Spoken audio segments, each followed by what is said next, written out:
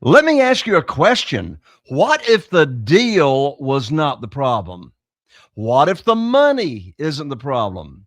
What if you've just been looking in the wrong place for deals? Because right now, most real estate investors are stuck. Sellers want retail, banks want massive down payments, and every quote unquote no money down strategy you see online is overcrowded and overhyped. My guest today figured out a different path.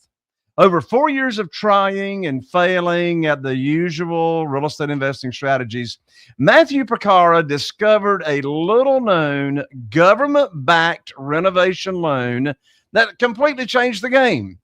He used it to do a live in flip. That's right, a live in flip with just $9,500 out of his pocket, turned that into $130,000 in equity and locked in a $2,000 a month in positive cash flow and did all that in under 8 months. No private equity fund, no conventional mortgages, just smart leverage and the right structure. That experience led him to create the 203K way, where he's now helped hundreds of investors acquire high equity, cash flowing properties with as little as 3.5% down payment using renovation loan products most real estate investors don't even know exist.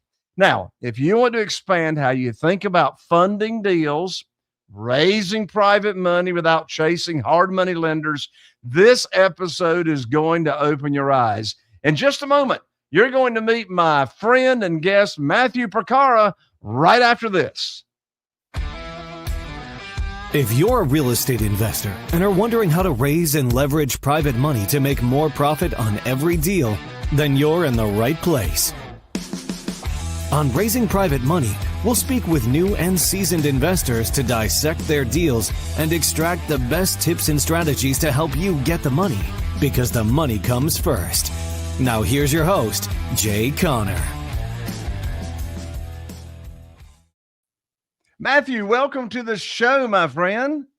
Jay, thanks so much, man. I feel like a WWE guy running out of the backstage with the way you introduced me, man. Thank you for that. It was like a Bruce Buffer type intro. I'm a big fan. Thanks for having me. It's an honor, man. Well, it's an honor to have you on the show. We've got many dear, good mutual friends. Tom Kroll with Coaching Inc., Darren Bentley, Family Mastermind. I mean, you hang around some pretty go-giving, very, very smart people. Now, you have funded your deals in all kinds of ways. Mm-hmm. You've raised over $500,000 in private money. You've also used hard money in the past. And on this show and episode, we're really going to dive deep on how you've used the 203 strategy. So how about this? Let's start, since the name of this show is Raising Private Money. Mm-hmm. Let's start with the private money. Sure. So first of all, you can use private money. And by the way, folks, when we're talking private money, you all know by now, we're not talking hard money. I'm not poo-pooing hard money. Some of my best friends are hard money lending brokers. But private money is my expertise, and Matthew's raised it as well. There's 20 reasons why I love private money. Puts you in control. You're offering an opportunity instead of chasing and selling and persuading and all that type of thing. But you've raised over $500,000, Matthew, in private money. How did you go about raising that money, and what type of deals did you raise it for? Yeah, so great question. The way I raised it was very simply by earning some respect first, which I feel like I didn't have in my crazy New York market. And then going on and realizing actually that I needed less experience than I thought. Like many of us do. I had imposter syndrome when I first got into real estate investing. I had done only one deal, my 203K deal, which obviously we'll talk more about. But I did only one deal, and I used that money from my first deal, and I leveraged it into the next one, and then I was trying to scale up. And I remember speaking to a mentor of mine, and him telling me, I was just telling him, and he's like, all right, so what are your plans for the next one? And I told him, well, I'm going to wait until this flip is done, and then I'm going to take that and go, try to leverage it into something bigger. And he's like, why are you using your own money? I'm like, I don't know. No one ever told me I couldn't. For someone that I didn't come from money, my parents never said the word investing in our house. Super blue collar. We struggled with money really growing up. So even the idea that I could raise money, number one, it seemed impossible to me. It also seemed like I wasn't worthy of raising money, to be 100% honest with you. So when he told me that, I didn't believe him. He also told me that if you look at your cell phone, in your phone book, there's probably $1 million to $2 million in there right now, ready to go, ready for you to raise. And I said, no, all my friends are broke. All my family's doesn't come from money. There's no way that I'm going to be able to raise the capital that you're saying. Fast forward, he said, humor me. And, he told me to, and we could get more into it, but he basically told me to go hit up my phone book and talk about my most recent deal that I just did and say, something to the effect of, well, I remember the script, so I'll just say it. It was basically like, hey, Jay, what's up? It's Matt. I know it's been a little bit. You saw I posted on Facebook. I've been really doing the real estate thing. I actually have 2 or 3 more deals coming up. You wouldn't happen to know anyone that's looking to make about 10 to 12% on their money in the next 6 months, would you? And to my disbelief, that actually helped me raise, pretty much all the gap money that I needed on future projects from then going forward. And I never ever had trouble raising money from there on out, because it did 2 things. Number one, it made me realize that people didn't really need to look to me to see how. And when I first started out, they weren't really curious on how much I've done, and they just were more impressed that I did it. And I had a rap sheet to show them. I had people around me that knew what they were doing. I had built, a good team around me. So that's the first thing. But secondly, I think what's interesting about that was I was never directly, I think like you even just said, like your rules about private money is I wasn't begging for it, right? I was more or less just saying, hey, do you know anybody that'd be willing to invest? Now, as you would probably assume and probably know, most people that said that, that I said that to were like, well, I actually got some money, or I have something, or can tell me more about that, and schedule a meeting and get going. So my first couple of private money lenders were friends of the family. And I'll be honest too, it was usually the people I didn't expect. But one of the things I was told when I started down this process was that, never have any bias to who you think has some capital they would love to deploy or not. It could be the people you least expect, and often it is. So I used that when I got into this. I'm in New York, so where I'm at, properties are very expensive, and raising even private money to kind of get the $500,000-$600,000 that I need was still a lot. So the way I did it and the way I used it and continue to use it is for basically the gap between other financing options like I have, like hard money, DSCR funding, whatever it is, to kind of come up with that down payment or that extra capital that I would need if I need it, right? So it's always been there as an option where I can get it. And as you said, get it very quickly at this point. And what I realized with it is once you do one, it keeps coming back and you do it successfully. The only thing I've always focused on since then is making sure that I care about their money more than my own. So I always make sure that when I take it on, I'm the best shepherd I possibly could be with it, because, and I tell that to my lenders as well. Like, I get paid last on every transaction. So I make sure you get paid. Everyone else gets paid before me. If there's nothing left over for me, so be it. That's on me. But that's how I've been able to do it and continue to be able to go out and raise every time I had to. Your story is so similar to my story as to when I started raising private money. My first 6 years, and I focus on single family houses. My first 6 years here in Eastern North Carolina, all I knew was traditional financing and funding. The local bank, local line of credit, mortgages. That's all I knew until I woke up one day and I was cut off from the banks with no notice to me in January of 2009. So I knew I had to find a better and quicker way to fund my deals. And my very first potential private lender that I talked to, and by the way, Carol Joy, my wife, and I, we've had 47 private lenders, and not one of them had ever heard of private money or private lending or self-directed IRAs until I put on my teacher hat, which says private money teacher. They'd never heard of this world. So as a result, I was viewed as the expert and the authority on offering this type of opportunity that they never heard of. But my story is so similar to yours because my very first potential private lender I talked to, his name was Wayne, and I wasn't going to ask him for money. I went to ask him for help. And I said, Wayne, I need your help. I said, I'm now paying insane high rates of returns to my investors and my private lenders and my deals. And when you run across somebody that's complaining about the volatility of the stock market and making no money in the local bank, would you refer them to me? And of course, you know what Wayne said. The same thing most of your people said. They said, well, what you got going on there? What kind of rate are you paying? And then, there comes the conversation. And by, with that approach, I was able to raise over $2 million my first 90 days by just simply asking people for help and to spread the word. And so I'm not surprised that your initial experience and story with private money is the same as mine, particularly when you take on the right mindset. I want to talk about mindset here in just a moment. But since we're talking about private money, I want to let our entire audience know just coming up right around the corner in a few weeks is the Private Money Conference, the Private Money Conference. And Sharub, if you'll switch out that URL, I want to give a special URL out that gives our audience $3,000 tickets for only a $97 registration fee. And that URL is www.jayconner, and I'm an ER, not an OR, JAYConner.com/event. jayconner.com/event. And be sure and check out the in-person Private Money Conference to learn what that is all about.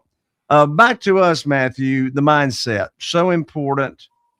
From my own experience on attracting and raising private money. You mentioned you grew up in a home that didn't talk about money, maybe didn't have a good relationship with money, never talked about investing, blue collar, all that. Sounds like a very, very respectable American home life to grow up in. Hardworking, sounds like, middle income family, etc. Did you have to go through a mind shift in your mindset and the way you thought about money and that type of thing as you started investing in real estate and attracting private money lenders? Jay, can I tell you the truth? I hope so. I still am going through that, right? And the reason I say that is because one of the biggest things we talk about mindset, right?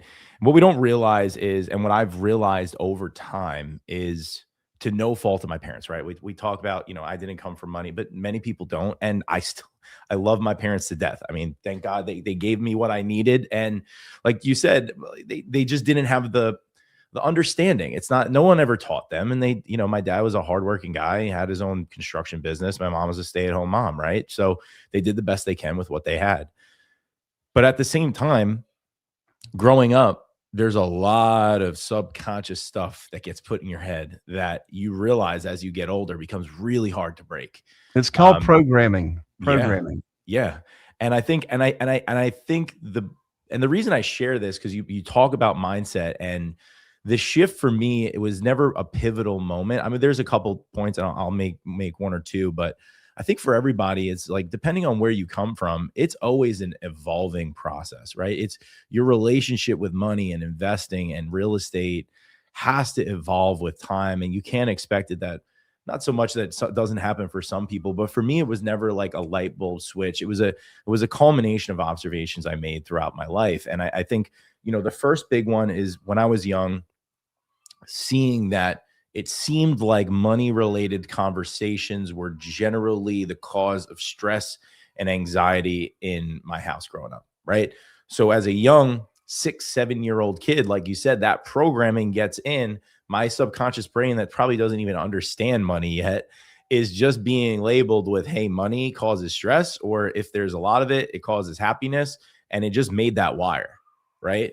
So you take that and you run with that over time, and you get told constantly by your parents, hey, Matt, you're going to go to school, get a good job, get good grades, go work for a big company, go climb the corporate ladder, and, do that thing.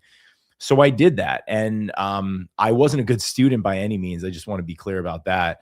I got by the skin of my teeth in a lot of cases, but I just kind of had that programming where, hey, go get a good job, go do that. And I work here in New York, got a job in New York City, by many people's standards, which was respectable and what people aspire to.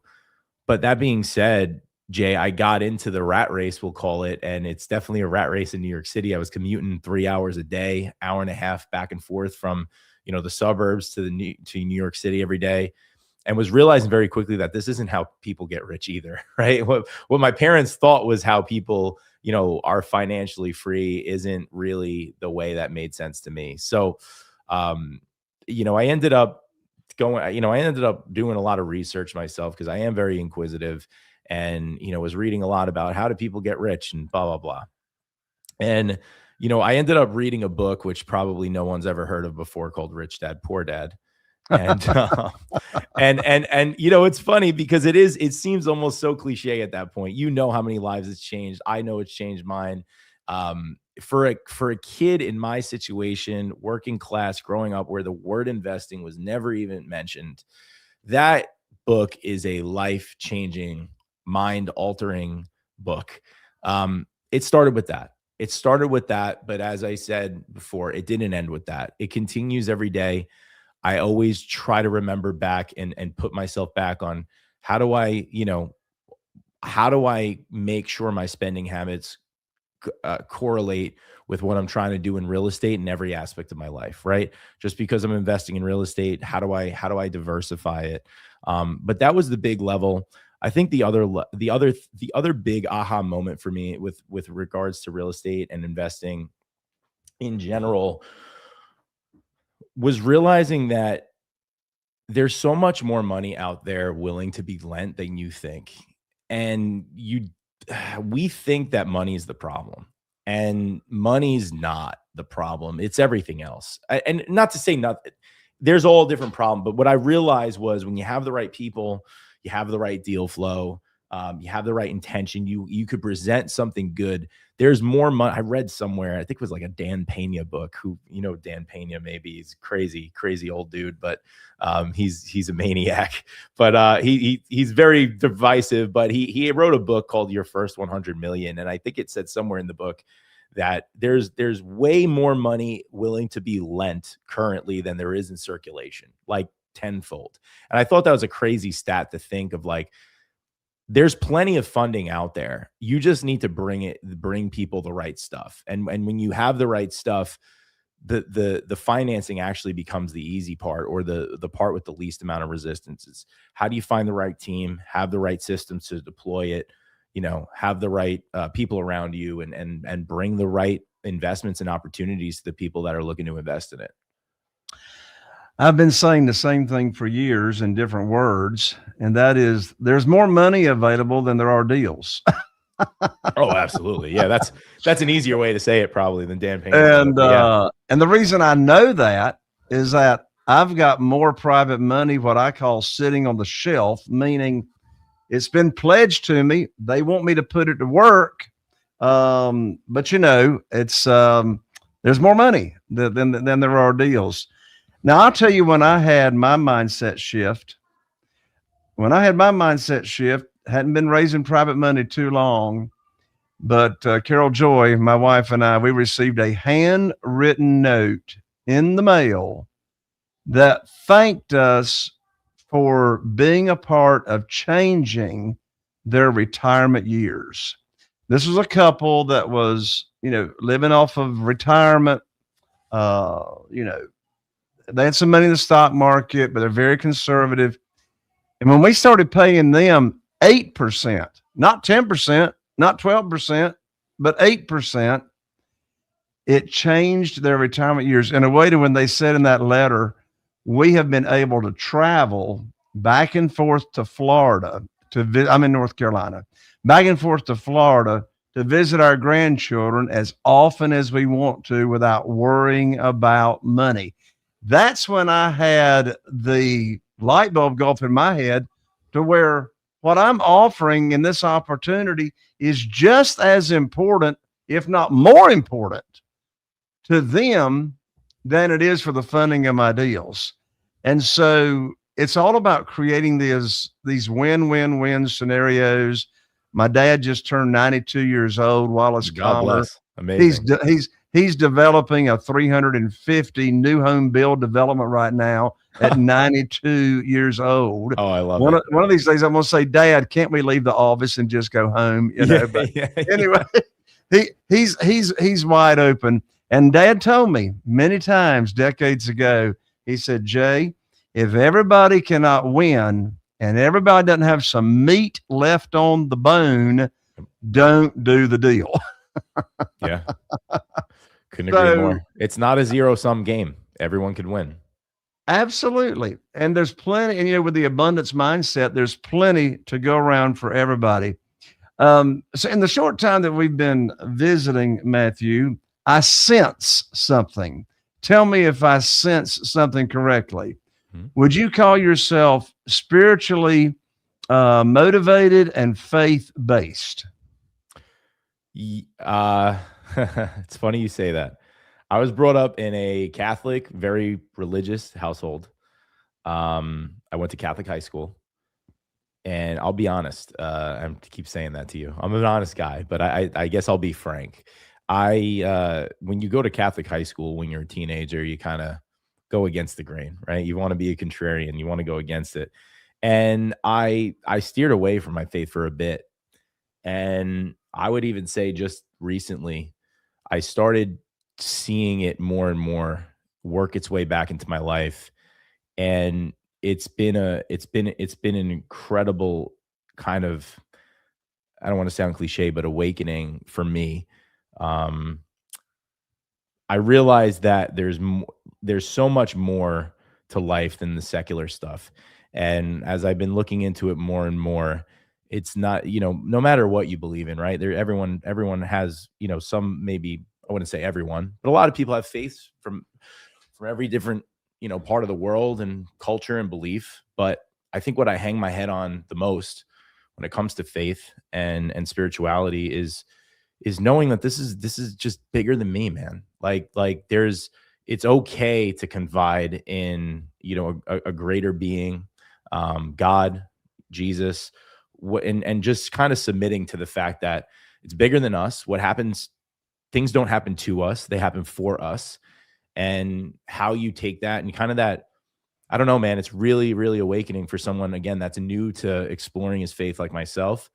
It's very, I don't even know the word. Liberating is maybe not the right one, but liberating in the sense of knowing that when you go out there, that this is bigger than you, that there is a plan for you. And that you're never going to have all the answers, but the answers will come to you in their own perfect way, in their own perfect time, has been a big life changer for me. I'm a dad of 2 young kids, 2 and a 4-year-old, happily married and becoming more and more of a provider in my life, working harder and harder.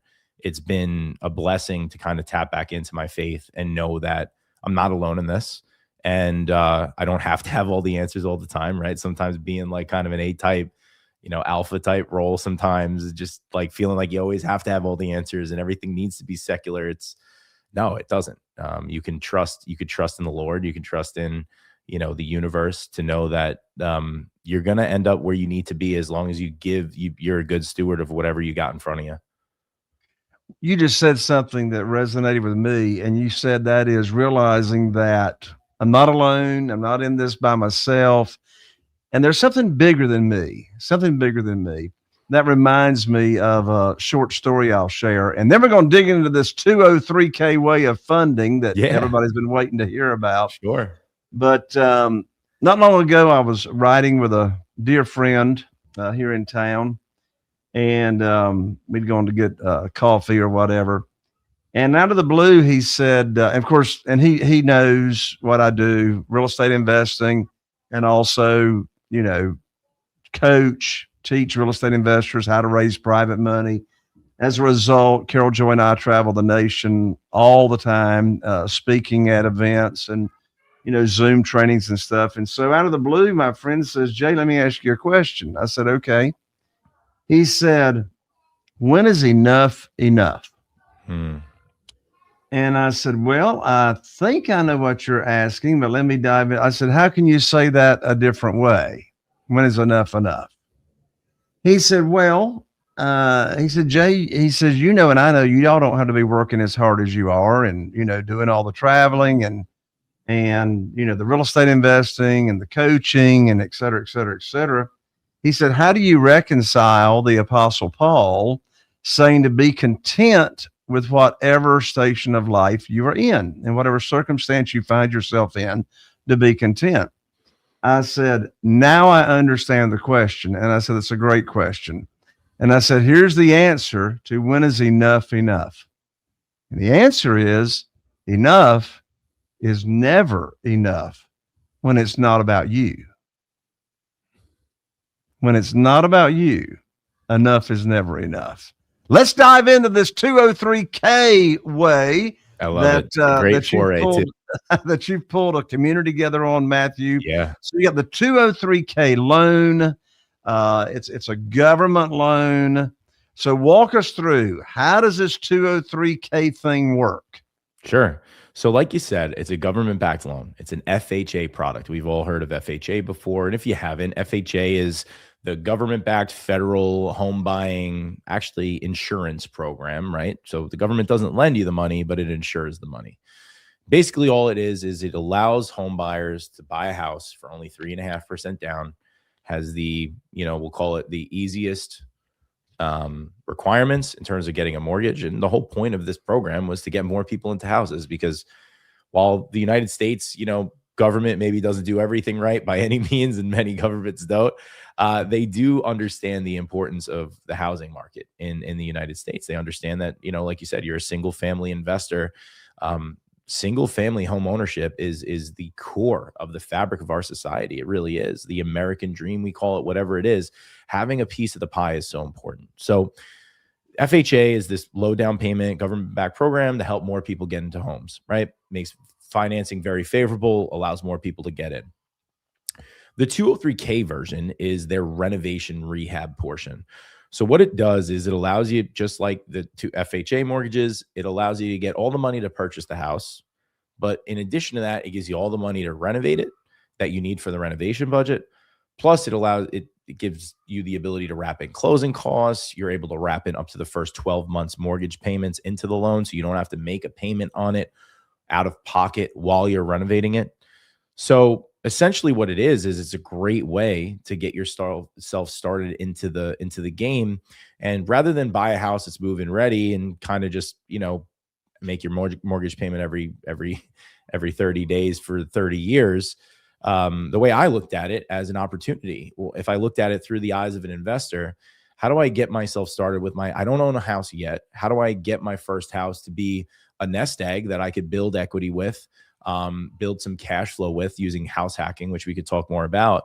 But basically, buy your first home, use the bank's money to renovate it, build some equity for yourself, and then take that equity and go buy more. So it's a low risk, low down payment strategy that was effectively what got me off the ground in a really tough market here in New York. So 203K, first of all, is for primary residence, right? Mm-hmm. So you're not going to use, if you're a real estate investor, you're not going to use a 203K mortgage to fund a flip or a buy and hold. Unless you plan on living there for a short amount of time. I was going to say, unless you do XYZ. So talk about that, Matthew. How can this be a long-term strategy? And what's the shortest amount of time you have to live there as your primary residence before you could start renting it out? Because your first one, when you started, in less than 8 months, you were having a $2,000 a month positive cash flow. Yeah, exactly. So the way I think of the 203K and the 203K way, as I call it, which the 203K way, and that, neon sign that my wife and son got me a couple of years ago for Christmas, is the 203K way is my way that I broke into the real estate investing game. I tried for many years breaking into the game, hit every roadblock you could think of, wasn't seeing any results with anything. I was trying to flip houses with no money and trying to raise capital without any experience. And I should have probably known you before that, and you would have helped me a little better with that. But I didn't do too well with it on my own. But the long and short of it was the 203K was basically my slingshot into real estate investing, because it gave me the starting point. It was basically like flipping a house with training wheels on, because it only needed a little bit of money. I only needed a little bit of my money. I took $9,500 down. And what I was able to do was buy a 2-family house. Now, this 2-family house was next to the train tracks, right next to door to a church. I knew from the beginning that this wasn't going to be my forever home, but I knew it was going to be a stepping stone. So this was a duplex. Yes. Like in one house, you got 2 homes. Yep, exactly. Right? And you call it in New York something different than a duplex. No, we call it a duplex or 2-family. Okay. Yeah. I know everywhere across the country usually has different names, but one of the beautiful things that I actually learned pretty much by accident about these programs is these FHA loans and 203K loans subsequently allow you to buy up to a 4-unit property still with only 3.5% down. So even living in New York, having a decent job, still could not afford a house in New York on my own salary. I was making maybe $70,000 a year at that time. And I got pre-approved for $250,000 or $260,000, which is laughable in New York. You can't even buy land really for that. Or an outhouse. But yeah, exactly. So on its own, I was really struggling. I was placing a lot of offers on things, but real estate agents were laughing at me, saying, "Good luck, kid, not here." And so I was really struggling with that. And when I was looking for more, I actually found out from my loan originator at the time, he sent me one of these properties. He sent me this 2-family, and it was run down. They were selling drugs out of the front window. They kind of condemned it a little bit. It was pretty beat up. And he sent it to me, and I'm like, "Hey man, I can't buy that. That was over my budget. It was like $280,000. He said, "No, what's cool about this loan is it's a 2-family property. Now, what that means is you're going to have a tenant in there, right? That tenant's going to be paying you every month." Now, the good news with New York is, as much as it's competitive and really high priced, the rents are very high too. So because of that other unit in the house was a 3-bedroom unit, and I was able to rent that out for $2,500 a month. So the lender is able to take that future $2,500 a month and forecast it to your approval. So what that did for me was that raised my approval about $100,000. Now, all of a sudden, not only did I have enough money in my approval to buy the house, but I also had all the money I needed to renovate it. So I bought the house for $270,000. I wrapped in $80,000 of renovation budget, plus the first 6 months mortgage payments and the closing costs all into the loan. So after my down payment, I put $9,500 down. I was all in for like $356,000, we'll call it, on the loan amount, and used the bank's money to completely renovate and upgrade the house. 8 months later, I got done, got it reappraised. It reappraised for actually initially $480,000, but then I got another reappraisal 3 months after, and it reappraised for $510,000. So I built over $160,000, $170,000 in equity off of $9,500. Now, the best part of it was I was living in one unit, renting out the other to tenants. My mortgage payment was only $2,900 a month, and I was getting $2,500 a month from one of the tenants. So you're living in New York City for $400 a month. Right outside of it, but yeah, which is unheard of, right? So most importantly, though, it gave me the stepping stone. Now I had equity that I was able to leverage. Most importantly had experience, right? I had a track record. I could show people. If people ask me what I've done before, I showed it to them. If hard money lenders ask me, banks ask me, what do I have? What's on my asset sheet? I had something, right? And that was ultimately what was the springboard into the next. But the power in it is again, a couple of things. Number one is the ability to get all the renovation covered, right? You don't have to pay out of pocket with anything with the renovation costs. Also the power with it is you're able to buy multi-unit properties. Now, actually, as of this year, we'll call it last year. As of last year, the government's actually pushing what they call accessory units. So a lot of single family homes they're zoned for single family, but there is a housing shortage in most parts of the United States. So what they've been doing is you've heard of mother-in-law suites or granny suites or stuff like that. What they're doing is with these lenders, they're saying, hey, listen, we really need some affordable housing for people. If you have a granny suite or you can convert into a granny suite, we now will forecast the income of that mother-in-law suite or granny suite or accessory unit, they call it, as well. So now I call them my hidden duplexes. Basically, virtually almost any single family house with the right setup can act as a two-family in any part of the country right now. So for dang near any home buyer that's in there that wants to buy a house and wants to subsidize their mortgage payment every month by having someone else pay them to live in it, you have all this opportunity to do this. And with the 203K, if it doesn't exist, you can use the funds to make it and then get that to be a cash flowing property while you live there. Matthew, I got more questions that I got to ask, but before I ask them, in case any of our listeners or audience have got to jump off, you are the expert when it comes to the 203K way, house hacking. You've got $160,000 in equity in 8 months, positive cash flow. Went on to the next one. How can our listeners and audience get in contact with you to learn more about this amazing strategy that, quite frankly, in my circles, I don't know anybody else out there coaching or teaching on it, because you got hundreds of students that you've helped learn how to do this. Go ahead and give out your contact info. Yeah. So my best place to find me is my Instagram. So that's where I hang out the most. I answer all the messages. So Instagram.com/the203K way. You could just Google the 203K way and you'll find me on Instagram. My website is the203kway.com. My YouTube channel is the only place where I'm not the 203K way. It's just my name. So YouTube/@Matt Porcaro.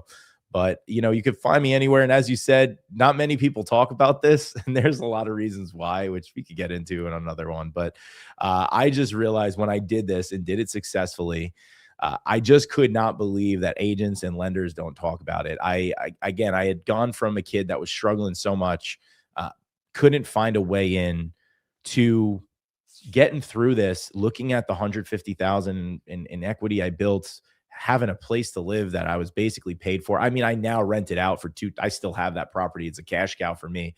I have $400,000 of equity in that thing now, but just think about, with so little out of pocket, with no experience, what I was able to do. I just couldn't believe that more people don't talk about it. And you talk about when enough is enough. And it's when everyone else around me, it's enough for them. And it's kind of like, from that day forward, I'll never forget. I got the final approval from the inspector. I was smelling the new paint on the walls and smelling the new hardwood floors. And I'm just looking around and I'm like, man, why do more people not know about this? And I truly felt a calling in that moment. I'm like, if lenders and agents aren't going to talk about it, I'm just going to start talking to my phone online, start posting videos about it. And I did. And sure enough, people heard the call, and it's been amazing. And I've been really blessed to help so many people over the years since I've been doing it. That's awesome. So again, contact information for Matthew is his Instagram.com/the 203K way, the 203K way. You can Google him at the 203K way. You'll find him. His website is the203kway.com. You definitely want to connect there with Matthew. A couple more questions before I let you go, Matthew, because this is just so intriguing. If you got a couple more minutes for questions. I'm happy to be here. Yeah, absolutely. Let's do it. Excellent. So as far as that mortgage, how does someone find Do they have to find a local FHA mortgage broker or loan originator? Do they need to find a 203K mortgage lending expert?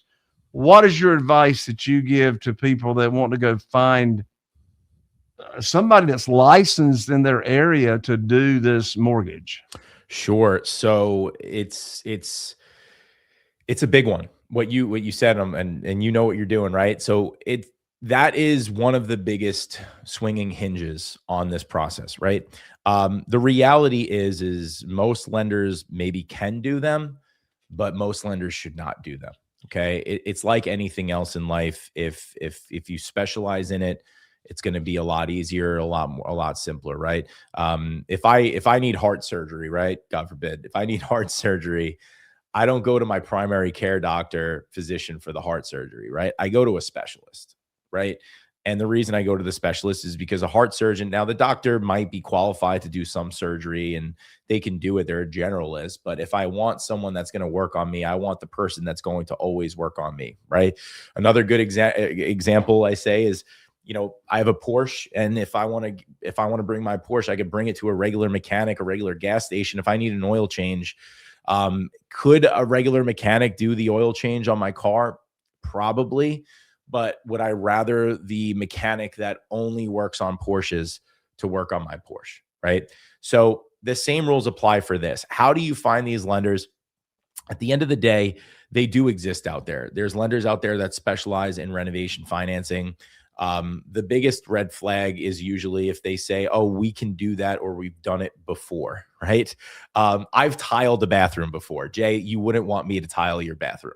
Okay. I promise you don't want me to tile your bathroom. Right. Exactly.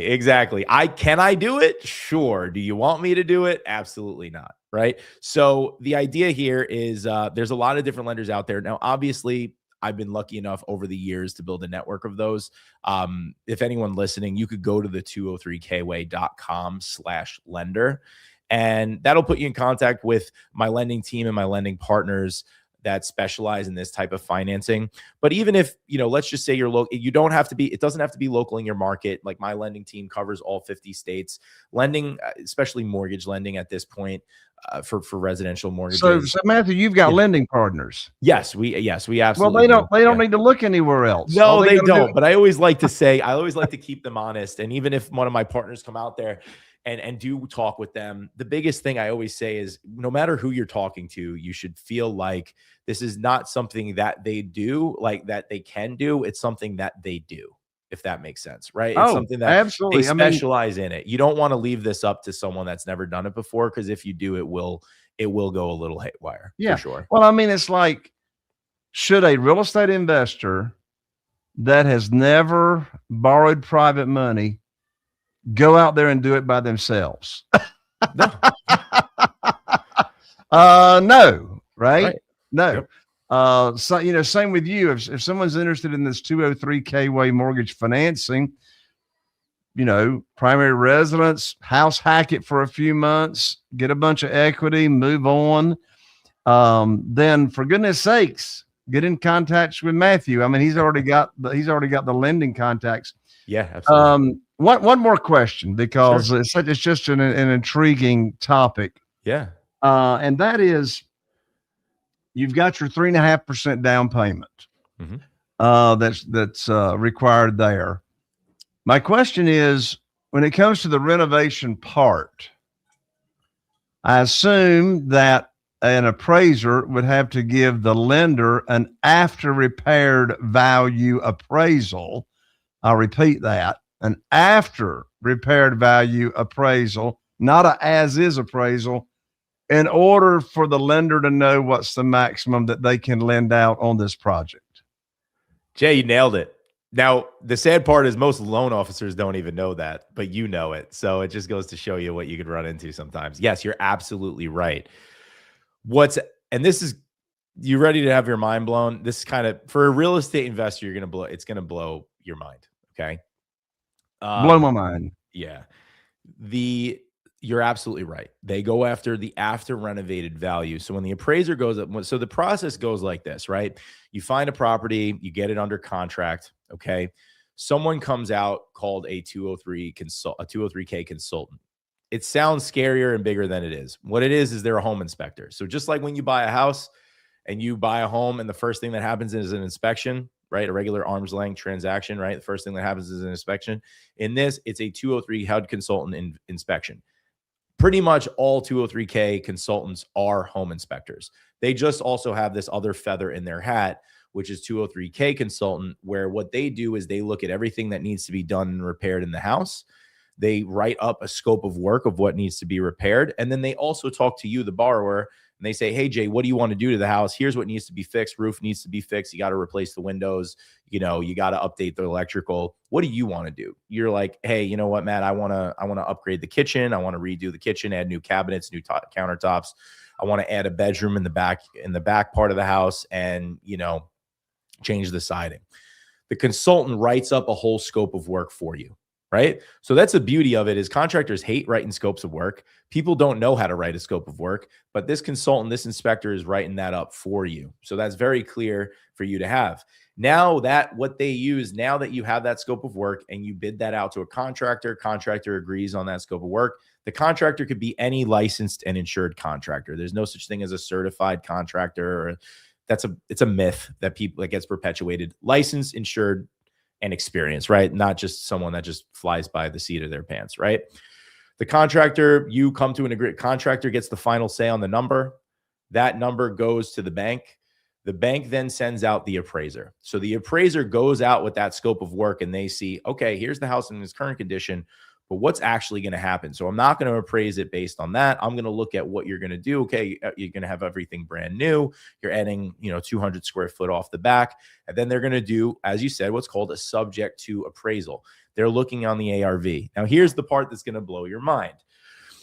203K will lend you 110% of ARV. They will let you over leverage the loan by 10%. Now, obviously, so I gotta tell my listeners, if you're taking a nap, and of course you're driving in your car, you're not taking a nap. But if you're sitting around or you're on a walk or whatever, you want to wake up to what Matthew just said, 110% of after repaired value. Why do they want to do that? So, great question. The reason they want to do that is simple, right? They're lending to an owner occupant, right? So they know that if you're going to buy a house, you want to make it nice for you and your family, and there's a good chance that you're going to stay in it for a bit, right? They know that there's some staying power. You're probably not going to go through all this work to stay in it, for a short time. Now, if you look at it through the eyes of an investor, like I said, you probably won't want to do that. But on the flip side of that, the point I'm making with it is you have a lot of leverage to build in closing costs, build in mortgage payments. So the other thing too is when they know you're going to buy a house, they have it built in where maybe you're not going to be able to pay for two places to live at once.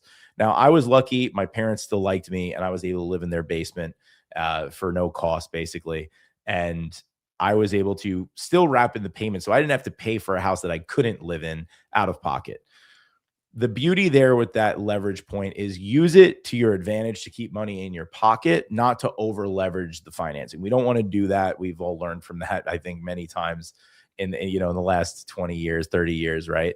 But the reason they do it that way is that. Now, the way that I see it working the best is, again, number one, if you feel real good about this property for long term, right? If it is a multi-unit and it's going to be a cash cow for you and you're going to hold it for long term, well, wrap in your closing costs, wrap in your mortgage payments, wrap in that stuff into the loan, because let the future value of the property keep money in your pocket today, right? I'm a big believer in my dollar's worth more today than it's ever going to be worth, no matter what. It's always going to lose value. So I want to hedge inflation by doing that. The second way is kind of alluding to what I was talking about earlier with the whole accessory unit stuff, right? If you use this, it's very big in California, but it's getting big everywhere right now. I think the Carolinas are doing it for sure. But the ability to have a single family home and build an accessory unit off the back or something like that, that cost of construction might be, a little bit on the front end, a little higher, but on the long term, it's really going to be worth it, right? Because you're maybe going to spend $150,000 to build a standalone accessory unit off the back of your house, or do a garage conversion or something like that. So on the front end, it's a big kick.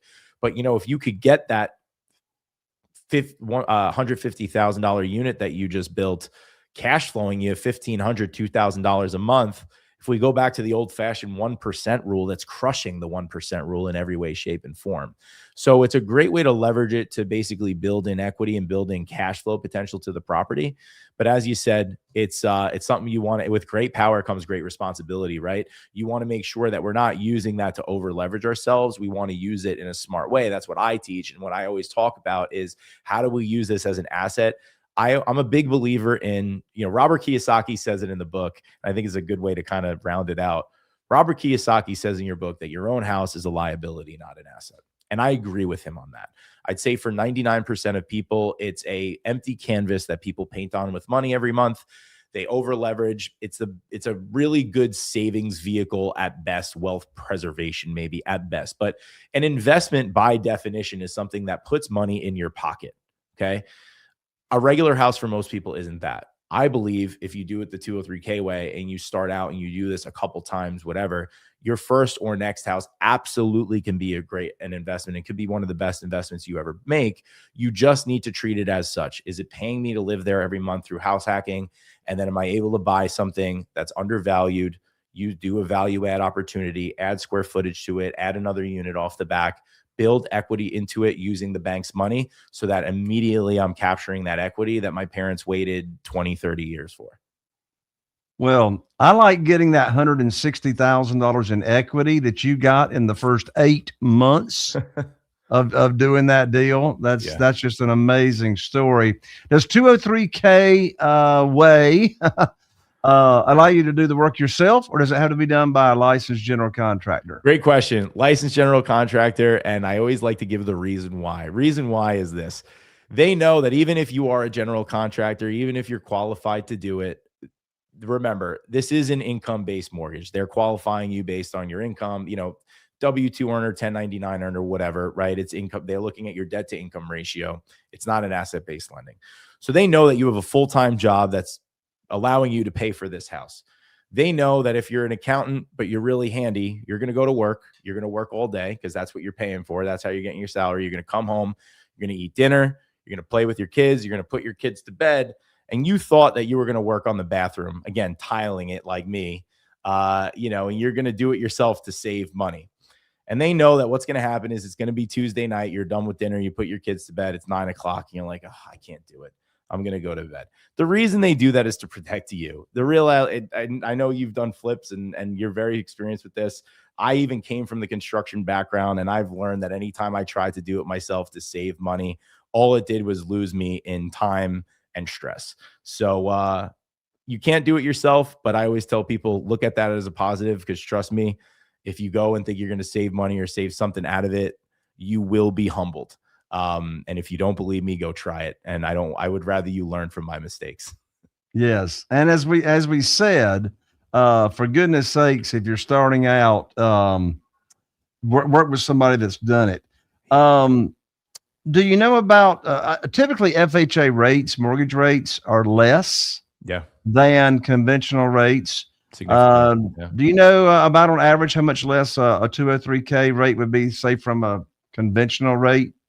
So with my lending team, what we've seen very recently is it's truly about the same. It's about the same as a regular FHA rate. You're talking maybe an eighth or a quarter point more. And usually we do that in order to favor something else. But no, they're pretty much the same so if you see what an FHA rate is, you could expect it to be that or maybe an eighth of a point higher. It's really about the same. Got you. We're going to wrap up, Matthew, here with my last question, and that is, what does your coaching and your teaching services look like for people that really want to learn more? We told them how to get in touch with you, but are there different levels to it? How do they learn all about this? Sure. So like I said, I made it my mission to just put as much information out there as possible on my YouTube, everything like that. I do work with clients personally, though. I do have a coaching program and process. I work with people, and my guarantee when I work with them is I work with them as long as it takes to get that first 203K deal done so they can springboard into the next. they can apply at the 203kway.com/apply. And basically the way it works is, like you said, I put the information out there. They could do it. It's not like I try to hide it. But if you want to do it, like you said, with raising private money, you want to make sure someone's hanging out behind you. I always say, if you're learning how to fly a helicopter, you don't fly a helicopter alone. You usually have a co-pilot that's flown 100,000 hours next to you, not because you can't do it alone, but because there's a lot at stake, and you want to make sure that for sure that there's someone just looking over your shoulder, and make sure you're not doing anything crazy, and really making sure you're doing it in the best way possible. Right. I'm very glad I make that heart surgery analogy. I'm very glad that anyone that would be working on my heart's probably spent thousands and thousands of hours learning under someone else that has done it in many ways before they handed off the reins. So that's the way I do it. I make it accessible to everybody. And, at the end of the day, they just have to be the right fit in the position to do it. I'm very hands-on with it because, as you said, I did this for myself, and I've been able to do it myself, help my cousins do it. My friends do it. And one of the coolest things about in real estate for me has been it's really cool to flip a house and get a 6-figure paycheck on it and buy rental properties, and it's great and it is fulfilling, but there's nothing more fulfilling than helping someone do it, seeing it, how it changes their trajectory. Like you said, from your private money clients that came back to you and said, I'm able to, travel now, see my grandkids all the time. Man, seeing what I've been able to be a small part in and help people with changing their whole financial future, breaking generational curses, being able to be the person that helped them buy their first home when no one in their family's ever bought a home before. It is extremely, extremely gratifying. And that's why I keep doing it. It's just, I think everyone needs to know about this, and I'm going to keep helping people as long as I can to make sure that they could do the same. That is fantastic. Well, I tell you, Matthew, I can't thank you enough for coming on to join me here on Raising Private Money. One more time, of course, all this is in the show notes, but you can get up and learn all about this from Matthew one-on-one at www.the203kway.com, and also his Instagram contact information is instagram.com/the203kway. Thank you so much, Matthew. What an inspiration you are. And I love your heart and I love your spirit. God bless you. Jay, likewise, my friend. Thank you so much. God bless. All right. Listen, if this episode has changed the way that you think about finding deals and structuring deals, and more importantly, funding deals, the 203K way, don't keep it to yourself. What Matthew has shared today proves something very, very important. And that is, on this kind of funding, you don't need perfect credit. You don't need deep pockets. You don't need traditional financing to get started the 203K way. You need the right strategy, the right structure, and the confidence to have better conversations about money, like we talked about here. So here's my ask.